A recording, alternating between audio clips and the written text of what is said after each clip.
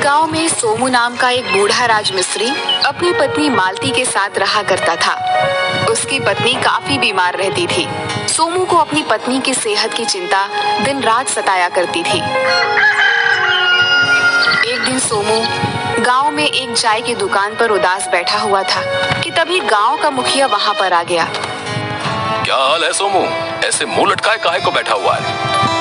अब क्या बताऊं मुखिया जी, मेरी पत्नी की हालत दिन ब दिन खराब होती जा रही है। मुझे दिन रात सिर्फ और सिर्फ उसी की चिंता सताए रहती है। अरे तू उसको किसी अच्छे डॉक्टर को क्यों नहीं दिखाता? मैंने तुझसे पहले भी कहा था कि अपनी पत्नी को शहर ले जा। शहर में उसका अच्छा इलाज हो जाएगा।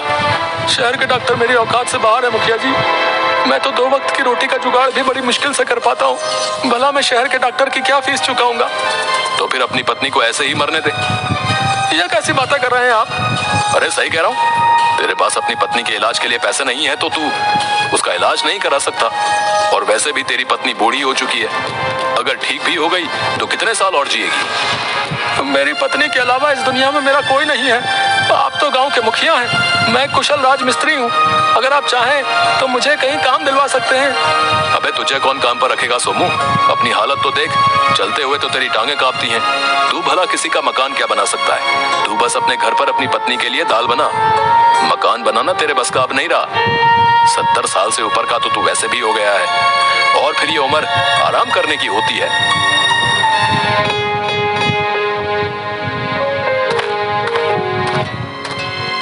ये गलत बात है मुखिया जी। अगर सोमू चाचा बूढ़े हो गए हैं तो इसका मतलब ये नहीं कि वो काम नहीं कर सकते। सीधे सीधे आप ये क्यों नहीं कह देते कि आप उनसे काम करवाना ही नहीं चाहते? तुझसे कितनी बार कहा है बल्ली कि जब मैं किसी से बातचीत करा करूं तो बीच में अपनी टांग मत अड़ाया कर। मुखिया की बात सुनकर बल्ली चुप हो गया। वैसे सोमू मेरे पास एक उपाय है। अगर तू उस उपाय को कर लेगा तो तू जिंदगी भर सुखी रहेगा। तेरे हाथ में 4 पैसे भी आएंगे और तेरी पत्नी का इलाज भी हो जाएगा। तो फिर जल्दी बताइए मुखिया जी, मैं अपनी पत्नी के इलाज के लिए कुछ भी करने को तैयार हूँ। सोमू तेरा मकान काफी बड़ी जमीन पर बना हुआ है। तू जमीन को किसी को बेच दे, अच्छे पैसे मिल जाएंगे। और तू किसी और को क्या बेचेगा? तू एक काम कर, तू उस जमीन को मुझे ही बेच दे। आपका मतलब मैं अपना घर बेच दूं? अब तेरी बात समझ में आई? हाँ। ये कैसी बात कर रहे हैं आप मुखिया जी? मैं अपना घर किसी कीमत पर नहीं बेच सकता। वो घर मेरे पुरखों का है, मेरे पुरखों की निशानी है। अबे ऐसे पूर्वजों की निशानी का क्या फायदा बे? जब वक्त पर काम ना आए सोच ले और समय ले ले। मैं तेरा मकान अच्छे दाम में खरीदने को तैयार हूँ। ऐसे मौके बार बार नहीं आते, समझा? मैं किसी कीमत पर नहीं। और एक बार और उस मकान को बेचने का मेरे मन में विचार भी आ जाता, लेकिन मेरी पत्नी इसके लिए कभी तैयार नहीं होगी। उसकी यादें इस मकान में ज्यादा जुड़ी हुई हैं। तो फिर उन यादों को बाजार में बेचा। उससे तुझे जितनी आमदनी होगी उससे अपनी पत्नी का इलाज करा लेना। इतना कहकर मुखिया सोमू का मजाक उड़ाता हुआ वहां से चला गया। सोमू की आंखों में बेबसी के आंसू छलकने लगे। दिल छोटा मत करो सोमू चाचा, हिम्मत रखो और भगवान पर भरोसा करो। उसी भरोसे पर तो आज तक जिंदा हूँ बल्ली, लेकिन अब मैं बूढ़ा हो चुका हूँ। मुझसे लोगों के ताने नहीं सुने जाते। मैं लोगों को कैसे यकीन दिलाऊं कि इस बुढ़ापे में भी मेरे शरीर में इतनी ताकत है कि मैं आज भी वो मकान बनाकर तैयार कर सकता हूं जिसे बनाने में आज के नौजवानों के पसीने छूट जाएं। भाई, मैं आज भी एक से एक बेहतर डिजाइन बनाकर तैयार करके दे सकता हूं। जुम्मन जमींदार अपनी कोठी बनवा रहा है। आप वहां पर बात करके क्यों नहीं देख लेते? मेरे ख्याल से आपको एक बार जाकर जुम्मन जमींदार से मिलना चाहिए। अगर उसे आप पर भरोसा हो गया तो वो आपको काम दे सकता है। और मैं तो आपके काम को जानता हूँ चाचा। आपके जैसा कुशल राजमिस्त्री आज भी कोई नहीं है। शायद तुम सही कहते हो बल्ली। मैं कल ही जुम्मन जमींदार के पास जाऊंगा। अब मैं चलता हूँ बल्ली, मालती की दवाई का वक्त हो गया है। इतना बोलकर सोमू अपने घर चला गया। उसकी पत्नी मालती को बहुत खांसी हो रही थी। सोमू तुरंत दवाई की शीशी लेकर मालती के पास पहुंच गया। ये लो मालती, दवाई पी लो। लगता है तुमने सुबह से दवाई नहीं पी। डॉक्टर ने बोला था ना कि इस दवाई को सुबह शाम पीना है। इतना बोलकर सोमू ने दवाई मालती को पिला दी। दवाई पीकर मालती को आराम मिल गया। क्या तुमने सुबह दवाई नहीं पी थी? शीशी में दवाई कम रह गई थी, इस वजह से सोचा कि मैं 2 वक्त की जगह 1 वक्त इस दवाई को पीऊंगी। और वैसे भी दवाई तो रोज रोज की ही है ना। तुम तो जानती हो मालती, जब तुम इस दवाई को नहीं पीती हो तो तुम्हें खांसी होने लगती है। अपना ख्याल रखो, तुम्हारे अलावा अब मेरा कौन है? आप जब लोगों से मेरी दवाई के लिए कर्जा मांग कर आते हो तो मुझे बिल्कुल भी अच्छा नहीं लगता। मैं जानती हूँ कि आपके ऊपर वैसे भी बहुत लोगों का कर्जा है। तुम्हें उसकी चिंता करने की जरूरत नहीं है मालती। मैं उन सारे कर्जों को एक ही झटके में चुका दूंगा। बस मुझे काम मिलने की देर है।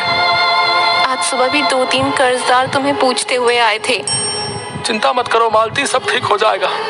गांव का मुखिया भी तुम्हारी गैर हाजिरी में आया था, बोल रहा था इस मकान को बेच दो। मालती की बात सुनकर सोमू की आंखों में आंसू बहने लगे। सच बताओ मालती, तो कभी कभी अब मेरे दिल में भी यही ख्याल आता है। ऐसा भूल कर भी मत करना। अच्छी तरह से जानते हो कि इस मकान से मेरी कितनी यादें जुड़ी हुई हैं। तुम्हारी ही बात मेरे दिमाग में आ जाती है। चिंता मत कीजिए, आप अपने जमाने के बहुत कुशल राजमिस्त्री रहे हैं। बस आपको काम मिलने की देरी है। वैसे आज आपको कहीं काम मिला? नहीं मालती, आज भी कहीं मुझे कोई काम नहीं मिला। लेकिन बल्ली बता रहा था कि जुम्मन जमींदार अपनी कोठी बनवा रहा है। तो फिर आप जाकर जुम्मन जमींदार से बात क्यों नहीं कर लेते? कल सुबह मैं जुम्मन जमींदार के यहाँ जाऊंगा। अगली सुबह सोमू तैयार होकर जुम्मन जमींदार के घर के दरवाजे के पास पहुंचा। जुम्मन के यहाँ उस वक्त 2-3 शहरी लोग आए हुए थे। सोमू को देखकर जुम्मन मजाक उड़ाने वाले अंदाज में बोला, सोमू, आज सुबह सुबह यहाँ कैसे? सब ठीक तो है? कहीं तेरी पत्नी मर तो नहीं गई? ये कैसी बातें कर रहे हैं आप जमींदार साहब? मुझे लगा तेरी पत्नी मर गई है और तुझे अर्थी के इंतजाम के लिए कुछ पैसों की जरूरत है, इसलिए तू मेरे पास आया है। लेकिन लगता है कि तेरी पत्नी अभी भी जिंदा है और तू उसकी दवाई के लिए मुझसे पैसे लेने आया है। गांव के लगभग हर व्यक्ति से तूने उधार पैसे ले रखे हैं, वो सब कैसे चुकाएगा? एक बार मुझे अगर काम मिल जाए तो मैं सबके कर्जे चुका दूंगा। तो तूने कहीं काम देखा क्या? तुझे कोई काम देने के लिए तैयार हुआ? उसी के लिए तो मैं आपके पास आया हूँ। बल्ली ने मुझे कल बताया कि आप यहाँ पर अपनी एक आलीशान कोठी बनवा रहे हैं। आप काम पर मुझे रख लीजिए, मैं आपकी कोठी में वो डिजाइन बना कर दूंगा कि आप उसे बस देखते ही रह जाएंगे। मैं अपने जमाने का बहुत कुशल राजमिस्त्री रहा हूँ। सोमू की बात सुनकर जमींदार गुस्से से देखते हुए बोला, तेरा दिमाग तो ठीक है सोमू, है? मैं कोठी बनवा रहा हूँ, कोई ईंटों का भट्टा नहीं लगवा रहा जो मैं तुझे काम पर रख लूं। ये जो तुझे शहरी लोग दिख रहे हैं ना, ये सब इंजीनियर हैं। इनमें से एक मेरी कोठी का डिजाइन बनाएगा और दूसरा कुछ और। तू क्या चाहता है कि मैं अपने करोड़ों रुपए तेरे जैसे सड़क छाप बूढ़े के लिए खर्च कर दूं?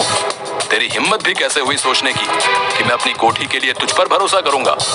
आप मुझ पर एक बार भरोसा करके तो देखिए, मैं आपको निराश नहीं करूंगा। इससे पहले कि मैं तुझे धक्के देकर यहाँ से बाहर निकाल दूं, तू यहाँ से खुद निकल जा, वरना लोग कहेंगे कि जमींदार ने एक बूढ़े पर भी तरस नहीं खाया। सोमू निराश होकर नीचे निगाह करके वहां से चला गया।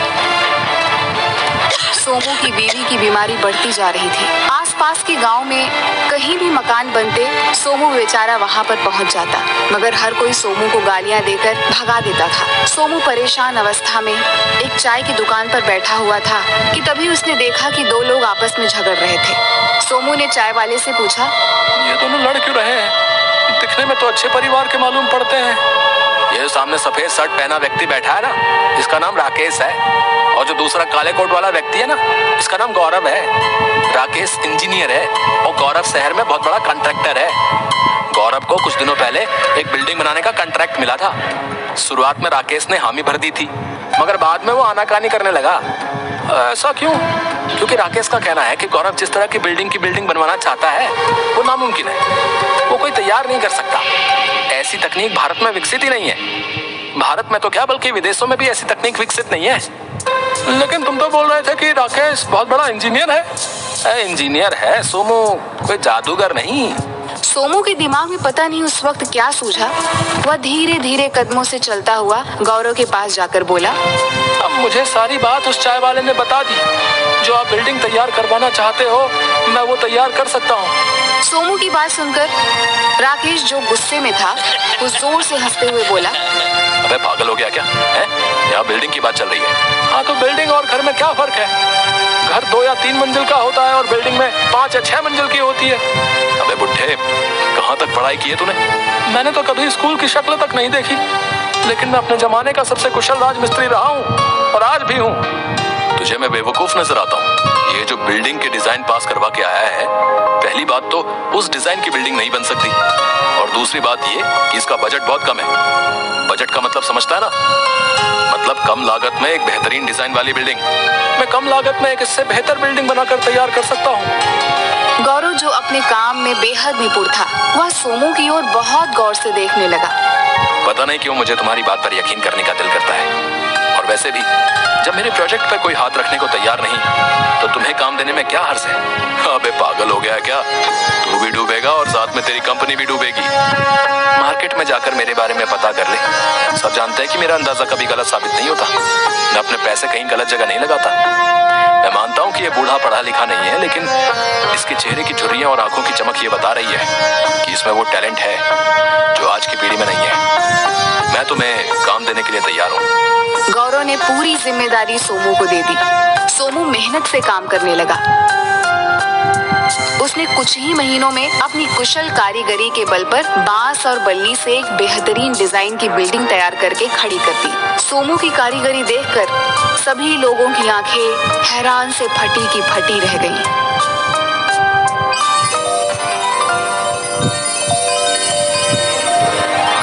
ये तो तुमने कमाल कर दिया सोमू। इस तरह की बिल्डिंग तो पूरी दुनिया में कहीं नहीं होगी। तुम्हें तो इसके लिए इनाम मिलना चाहिए। अब मुझे माफ कर दो बाबा, मैंने आपका मजाक उड़ाया, लेकिन वाकई आपने तो ये काम करके दिखा दिया कि हम जैसे पढ़े लिखे नौजवान आपके सामने तो कहीं भी नहीं टिक सकते। आपकी जरूरत यहाँ नहीं बल्कि अमेरिका में है। अगर आप कहें तो मैं आपको अमेरिका ले जा सकता हूँ। नहीं बेटा, अब इस उम्र में मैं कहाँ विदेश जाता फिरूंगा। मुझे तो बस मेरा मेहनत आना चाहिए ताकि मैं अपनी पत्नी का इलाज करा सकूं। हमारा जो आपका तय हुआ था, मैं उससे 3 गुना आपको अधिक दूंगा। नहीं बेटा, मुझे सिर्फ उतने ही पैसे चाहिए जितने मेरे बनते हैं। मुझे ज्यादा नहीं चाहिए। सोमू की ईमानदारी देखकर गौरव बहुत ज्यादा प्रभावित हुआ। उसने सोमू ने कुछ ही दिनों में अपने सारे कर्जे चुका दिए और उसने अपनी पत्नी का इलाज अच्छे डॉक्टर से करवाया और उसकी पत्नी की बीमारी सही हो गई। सोमू के पास देखते ही देखते अब इतना ज्यादा काम आने लगा कि सोमू को कई बार लोगों को मना करना पड़ता। एक दिन अचानक गौरव सोमू के घर पर आ गया। गौरव बाबू, आप यहाँ? क्यों, क्या मैं आपके घर नहीं आ सकता? नहीं, ऐसी कोई बात नहीं।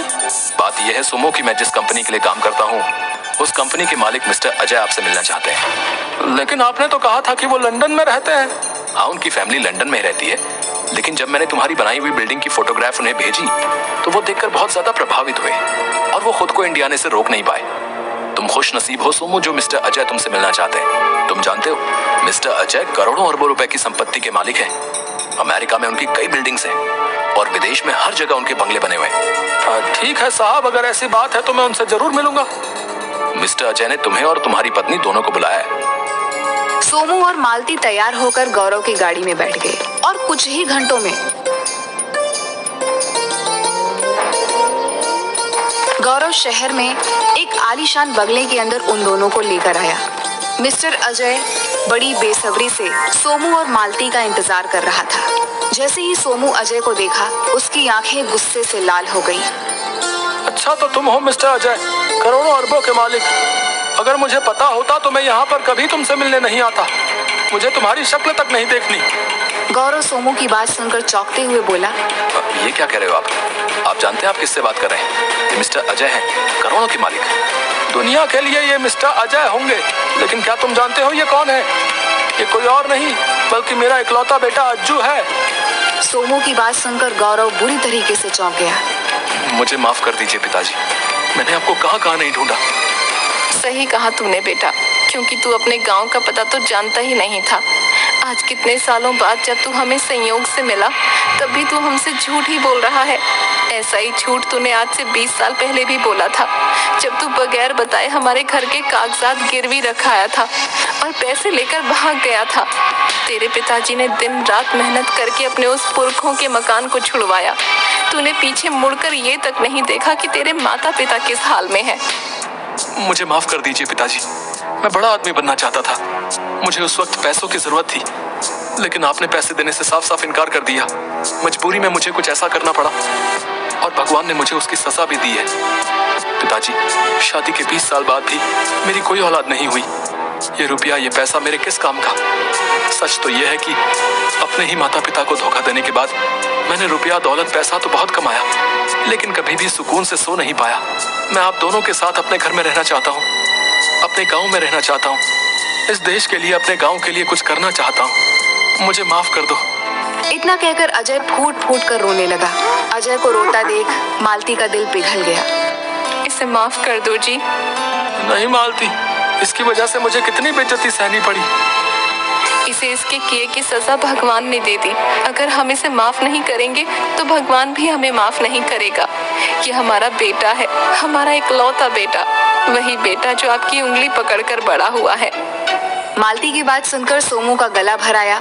उसने अजय को गले से लगा लिया। इस जज्बाती मंजर को देखकर गौरव की आंखों में भी आंसू आ गए। उस दिन से अजय अपनी पत्नी के साथ, अपने माता पिता के साथ ही गांव में रहने लगा।